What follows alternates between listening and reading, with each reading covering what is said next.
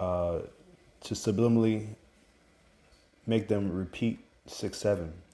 And we're going to go into what 6-7 actually means. So the number six, as you see here in this next page here, the number six represents Ogun, according to the religion of Santeria, which is practiced, it originated in Cuba, and it's been spread out, especially in the Latin culture.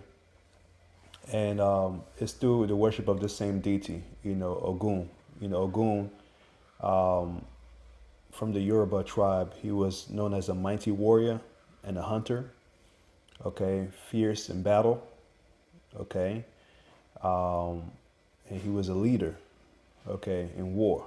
Um,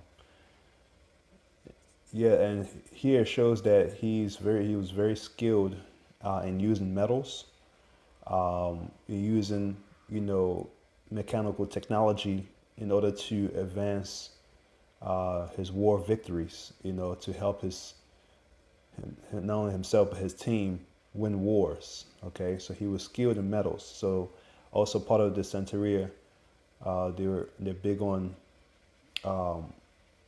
using like pots, like metal pots, and they could put like spells, to worship towards Ogun, to help them, to fight against any enemies, or protection from Ogun.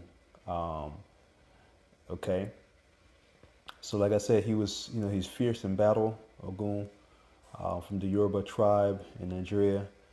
Um, so and then he's deified as an Orisha. So Orisha is another meaning of a god, okay, meaning a god in the Yoruba language, okay.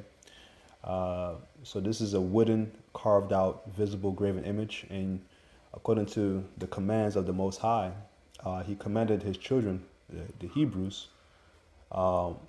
first not to have any other gods before him, and not to make any graven image, any carved out image of any likeness. So you can see, as we, the Hebrews, who have been scattered throughout the four corners of the earth, and been migrated all throughout the diaspora, um, we end up losing our way. And he said this was going to happen in Deuteronomy chapter 28.